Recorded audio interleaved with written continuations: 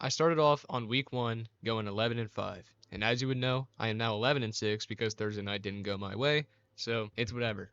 I'm not salty at all. Dallas Cowboys are hosting the New Orleans Saints. I'm aware the Saints won by 37 last week against the Panthers, but the Panthers suck dick and are significantly worse than pretty much every other NFL team. So I'm not fooled. The Dallas Cowboys are one of the top teams, and it's September, so the Dallas Cowboys are going to overperform. They're going to probably smack the shit out of the Saints. I got them at home. You got the Detroit Lions hosting the Tampa Bay Buccaneers. Baker Mayfield had a career day last game, so I think the Bucs are actually on a spread given 7 points. That's crazy. I think that the Detroit Lions will still win the game, but it's going to be a very close game, and actually, this is being played at 1 o'clock. It's kind of a disgrace. I wish more eyes would be on this game, but it's going to be a good one. I have the Lions. Colts are visiting the Green Bay Packers. The Packers obviously are without Jordan Love, most likely, and probably should be without him. I know that there's advances saying or suggesting that he should be in the game. I don't understand that. He should probably sit this one out, even if he can return the next following week. Just definitely not this week. That's just my feelings, though. I think that the Colts, especially when they're facing Malik Willis, who really didn't look good ever when he played, I'm just not an NFL caliber quarterback, are probably going to absolutely shit on the Packers here,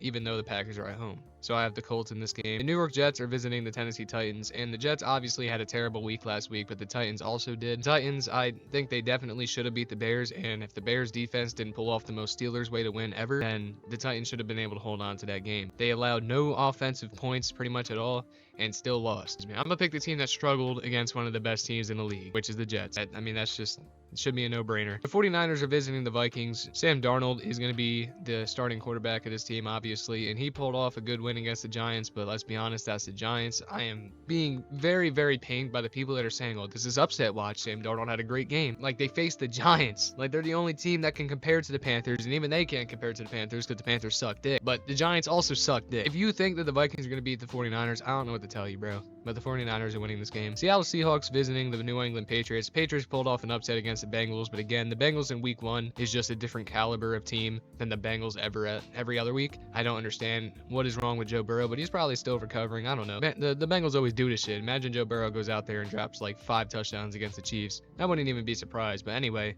off topic, the Seahawks struggled against the Broncos, honestly. Well, towards the beginning of the game, but then at the end of the game, they kind of pulled away from it. Seahawks can still beat the Patriots. I mean, the Patriots didn't impress me in any way, really. Their defense was okay, and Ramondre Stevenson was okay. And that was enough against the Bengals. It won't be enough. It's the Seahawks, so I got the Seahawks here. Commanders are hosting the Giants, and if there's any team that the Giants can actually beat, or Daniel Jones to be exact, it's the Commanders. Do I think that's going to matter? Not really. I think the Commanders are a way better football team. Jaden Daniels was way more impressive than Daniel Jones, obviously. And, you know, the cornerback room for the Washington Commanders really does scare me. All right, not great play in that department. But you want to know what doesn't scare me? The f***ing Giants' whole entire team, along with their receiving core. I mean, Malik Neighbors, bro, like, I'm sorry you're catching a stray here. Maybe you can feast in this game for over 100 yards. Honestly, I'd love to know the over-under on that one. Wow, nice voice crack, Mike. But anyway, Commanders got this game, and probably significantly. And the Giants are going to have a very, very sad year. Chargers visiting the Carolina Panthers. The Chargers. That's it for that game. The Chargers are beating them. Jacksonville Jaguars are hosting the Cleveland Browns, and the Jaguars lost last week to the Dolphins, who the Dolphins just got dismantled by the Bills, so what does that say about them? The Jags really just choked the game away. The offense did all right, but the defense absolutely crumbled at the end of the game. But obviously you want more from Trevor Lawrence, you want more from the receiving core. And honestly, just a lot of inconsistent play from that second half for the Jags, but the Browns really are in a whole different zone. I mean, the Browns have a good defense, which is making me think that this really could go either way. People are absolutely shitting on Deshaun Watson, and believe me when I say that I love when people hate on the Browns, but even as bad as Deshaun played, we got to give him the season. And I think, like, it would honestly take the shittiest quarterback in the world to be able to drag down this Browns team the way that, like, Zach Wilson with the Jets is like the best comparison you can make with this team. But like, let's be honest, Deshaun Watson is not Zach Wilson, bro. So the Browns, like, are getting a lot of unnecessary hate. And it's even me saying that, and that says a lot. But I think the Jags will win this game, but do watch out. I think the Browns could take this one, and it could change the minds of a lot of people who are just absolutely piling it on the Browns. Baltimore is hosting Las Vegas, and everything is going the Ravens' way for this game. The Ravens did just come off losing to probably the best team in the NFL and the Chiefs. They got the reigning MVP on their team. Derrick Henry showed a lot of promise last week to show how obviously he was going to help carry the run game of this team that has always leaned on the run game, and it's going to be their strength. I just don't think the Raiders could stop it. Their strong suit is obviously their defense. Gardner Minshew is throwing to the other team, but even though this could be closer than a lot of people anticipate, to pick the Raiders would be absolutely insane, and I think the Ravens are going to win this game rather easily. Now, because I had to pick an upset this week, it's going to be the Cardinals over the Rams, and I say had to because I just found myself every team that's supposed to win, I kind of gravitated towards them because it just makes sense this week. But I think the Cardinals had a great performance against the Bills, and I think the Rams, if there's any team that's going to absolutely blow it, it's probably the Rams. I think that the Rams are the only team that can show that the pass game is, like, you can still have fireworks in this league. I know that mostly it is mid-running game, and you're not seeing, like, the explosive passing. The Rams are the only team that has shown anything different, honestly, in my eyes, so they lost to the run game, which is what's ironic. They had a good game against the Detroit Lions, which are obviously going to be one of the top teams in the NFC. I can't really justify why I'm picking the Cardinals over them, but I do think that if any upset's going to happen this week, the Cardinals have the best chance. Steelers are visiting the Denver Broncos, and the Steelers, obviously, I'm a Steelers fan, and I was ecstatic to win against the Falcons, which a lot of people gave too much credit before the season. I had been said that it's not going to be that good, but obviously our offense is still struggling, to say the least. I mean, we didn't score a single touchdown. We got all field goals and still won. Our defense is looking great. TJ Watt's looking like the defensive player of the year, just like he should have been last year. Comes to this Broncos team that has Bo Nix, who didn't do good at all. Just an unexperienced offense in general. And it should have been Russ's game, but it's not.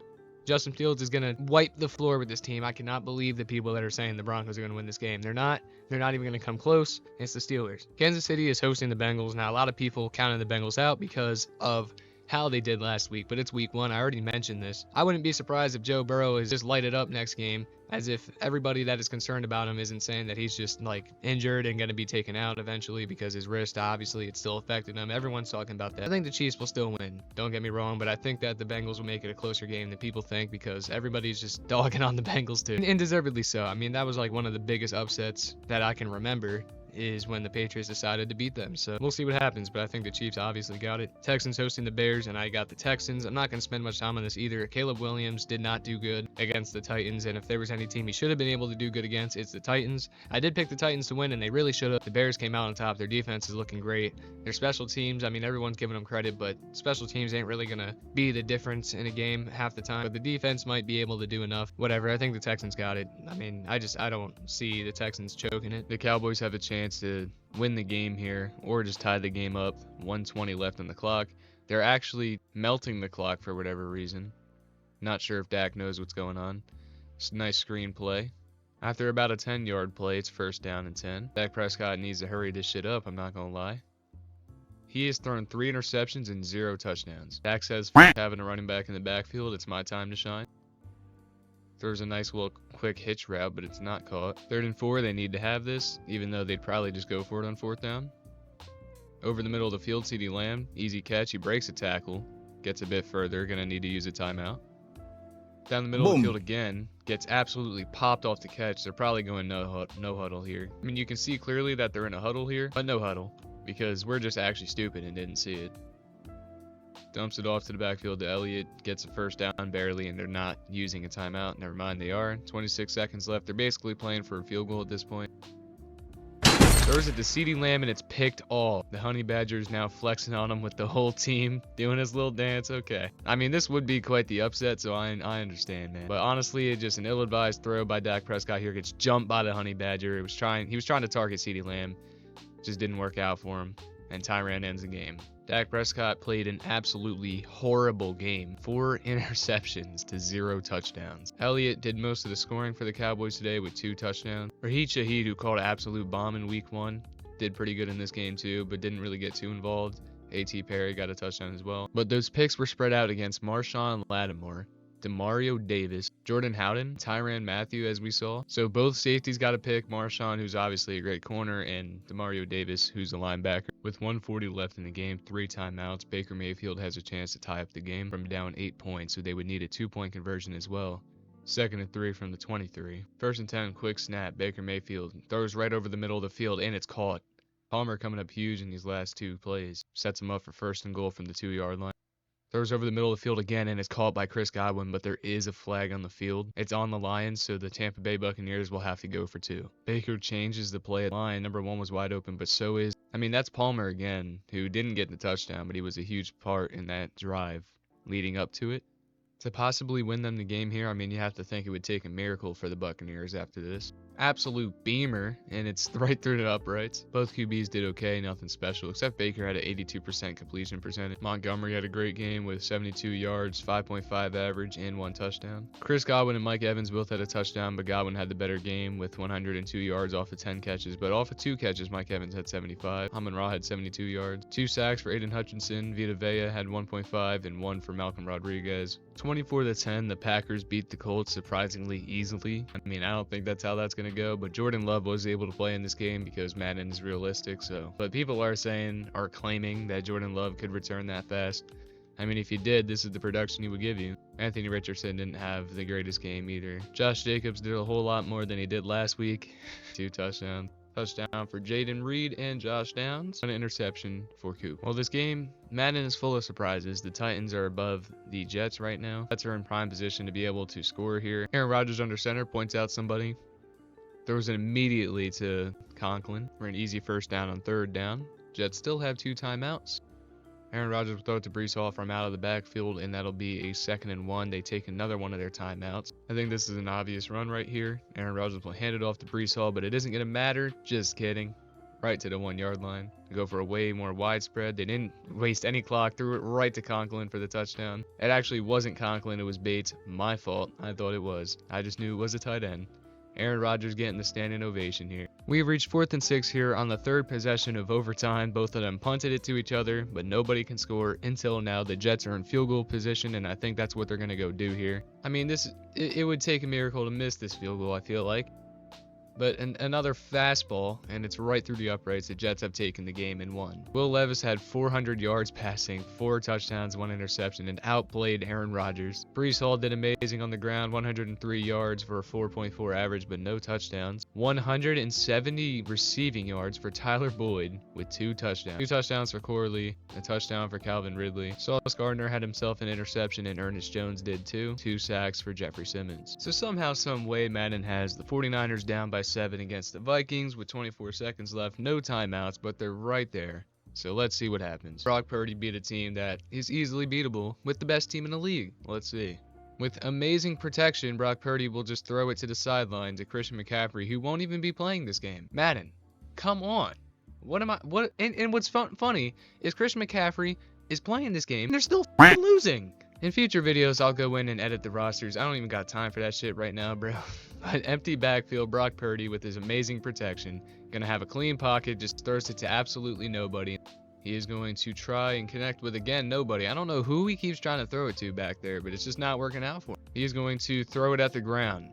That is game over. The Vikings have won. Brock Purdy didn't know.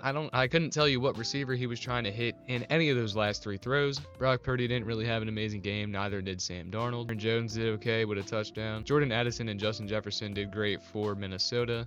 And I guess that was the difference. Interception for Devondre Campbell. 1.5 sacks for Harrison Phillips. It was almost 38-10. This game was never really in doubt. The Seahawks absolutely manhandled the Patriots. Geno Smith with an amazing game. 80% completion percentage. No interceptions. 3 touchdowns. On the contrary, Jacoby Brissett really didn't do great at all, but didn't play bad either. I mean, he didn't give the ball to the other team. I almost said Kemba Walker, but Kenneth Walker. 51 yards off of 3 average. Tyler Lockett with 119 yards. 56 yards for JSN, 1 touchdown for the both of them, 1 touchdown for Tyquan Thornton. That is probably the first time I've ever thought about Tyquan. 1.5 sacks for Jaron Reed, no interceptions in the game. On 4th and 16, I forgot to start recording, but the Giants absolutely denied Jaden Daniels. Not a good throw when you have to get 16 yards. Danny Dimes diming it up to 3 Washington defenders. I hope he doesn't do that because I placed a bet on him not throwing one against his terrible secondary. 3 touchdowns. Jaden Daniels had 1 touchdown. Okay, they just like the 1-to-1 ratio, I guess. Jaden Daniels did enough rushing as well with 2 touchdowns on the ground. Malik Neighbors had 101 yards for a touchdown, and Jalen Hyatt also had a touchdown. So did Theo Johnson. So the Giants receivers wanted to do something. 1 touchdown for Zach Ertz, 2.5 sacks for Daron Payne, and 2 for Brian Burns. An interception for Jeremy Chin, Isaiah Simmons, Frankie Louvu, and Bobby Wagner. In dominating fashion, the Chargers took this one over the Panthers, as everybody is expecting in real life. Bryce Young honestly didn't have a terrible game, but he just threw it to the other team 2 times. Justin Herbert played clean enough. Gus Edwards had 101 yards for 2 touchdowns, which, by the way, Chargers have Gus Edwards, and I just realized this because I didn't know they had Gus Edwards and J.K. Dobbins. So they have the Ravens' old running backs. They have both of them. Deontay Johnson, holy shit, 166 yards for 2 touchdowns. Joshua Palmer with 0 touchdowns, but 100 yards. Adam Thielen with a touchdown for the Panthers, and Will Dissly with a touchdown. 3 sacks for Khalil Mack. Alohi Gilman, I believe that's how you say it. Please don't roast me. So the Browns hit a field goal, win this game basically, because again, there was no urgency by the Jaguars right there. So 31-28. Trevor Lawrence had an outstanding game, 248 yards, 3 touchdowns, and 1 pick. So maybe not amazing, but pretty good. 2 touchdowns for Jeremy Ford, 1 for Travis Etienne. 92 yards for Amari Cooper, 1 touchdown for Gabe Davis, 1 touchdown for Christian Kirk, 1 touchdown for David Njoku, and a touchdown for Brian Thomas Jr. The Adrian, if you guys know him as a YouTuber, he kind of looks like the Adrian, bro. I'm not gonna lie. Raiders were never really in contention for this one. The Ravens went off to a low start, but they won. A slow start, not a low start. I don't know what I'm saying anymore, guys. Lamar Jackson had 293 yards for 3 touchdowns and a pick. Gardner Minshew had 178, but for 3 touchdowns and a pick. Derrick Henry rushed for 65. Lamar Jackson had the rushing touchdown, though. Mark Andrews decided to be a tight end and had 2 touchdowns for 108 yards. Devontae Adams had 2 touchdowns, 65 yards. Nelson Aguilar had a touchdown, 2 sacks for Max Crosby, and an interception for Brandon Stevens and Marcus Epps. This was just absolutely sad to watch, but 45-6, the Rams beat the Cardinals. I'm interested at looking at the stats because that was painful, especially because you obviously heard, oh my god, you obviously heard that I have the Cardinals winning. 6 touchdowns, 0 interceptions for Matthew Stafford, 327 yards, had 20 incompletions. 0 touchdowns, an interception, so he had a completion to the other team as well. Oh boy, Cooper Kupp with 2 touchdowns, Tutu Atwell with 2 touchdowns, Colby Parkinson with a touchdown, and Demarcus Robinson with a touchdown. 4 sacks for Kobe Turner, 1 interception for Cameron Kinchins. Now on the contrary, this is amazing to watch. The Steelers go up 30-16 against the Broncos. This was going to be a close one, but then we picked them off in their own territory, and we got an easy walk-in touchdown. Madden just knows that Russell Wilson should have been able to play this game, but he went for 1 touchdown and 3 interceptions, so I guess he's just confused about what team he's playing for. Bo Nix didn't do too well himself. Najee Harris had a touchdown. Jalen Warren had 2 touchdowns. Down for Pat Freiermuth and Greg Dulcich. Pickens had 83 yards, 3.5 sacks for TJ Watt, and an interception from Minkah Fitzpatrick, Patrick Queen, Brandon Jones, Jaquan McMillan, and Baron Browning. In a game that brought the fireworks off of a 55-yarder to Juju Smith-Schuster for a touchdown, the Chiefs are up 49-42. The Bengals are in position to score another touchdown to tie up this game 49-49. This is on the same level as the Rams and Chiefs from a while ago when Patrick Mahomes and Jared Goff were absolutely duking it out. But a screen pass, a broken tackle, and this guy just can't get him down. But he did all that for 1 yard. The time is going down. The Bengals need to hurry up. I don't know why they're not calling a timeout or anything. I do know why, because this game sucks. Joe Burrow goes to the line. 2nd and 9, needs to get a touchdown here to keep himself in the game. Throws it over the middle, does not hit anybody. The 2 defenses in this game just decided to sit this one out, but obviously this would be very cool to watch. Over the middle of the field, he has a connection to the 1 yard line. Timeout called. Again, lined up in shotgun is Joe Burrow here, 2nd and goal. He's going to run it up the middle himself for a touchdown. Joe Burrow himself decides to tie up this game. Now, what I would do in this case is I would go for 2.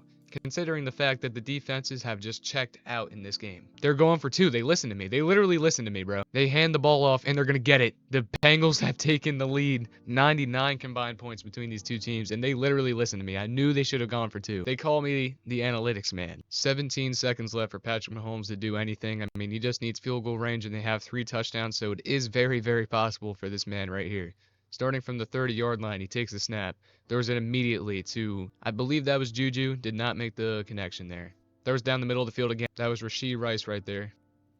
He's going to have, oh my goodness. I saw him in motion. It was Travis Kelce. Is he going to take this to the house too? All the way?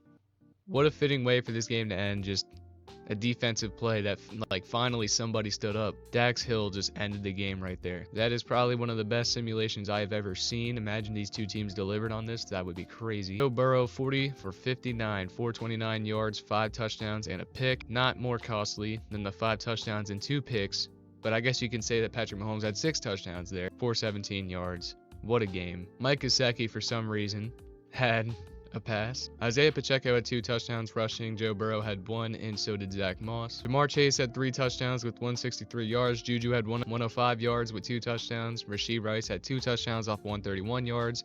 Marquise Brown had 62 for a touchdown. Chase Brown had 1 touchdown for 10 yards. And Mike Gesicki had a touchdown for 71 yards. 1 sack for Trey Hendrickson. 1 interception for Dax Hill, who obviously took it to the house. Mike Hilton with 1 interception, and Jalen Watson with 1 interception. Not as close of a game here as it's 24-14, never really in question as the Texans went up 21-0. Bears did make a valiant effort to try and come back in this game, but it was all for naught. And that was Sunday night prime time, bringing us to the last of this video. Caleb Williams went 26 for 40, 285 yards, 2 touchdowns and 3 picks, 3 touchdowns and 1 pick for CJ Stroud, 224 yards. Joe Mixon had 116 yards, 0 touchdowns, 5 average, really good game. Receiving, Stephon Diggs had 90 yards, 1 touchdown. Cole Kmet had a touchdown, 49 yards, 99 yards for Nico Collins, 2 touchdowns, 1 touchdown for Rome. That is going to be it for this video. If you enjoyed, please be sure to leave a like and subscribe. I have bought a webcam, guys, so that means in the next video I should be able to use it. I hope you guys are excited. I will see you all in the next one. Let's see how I do. Peace out.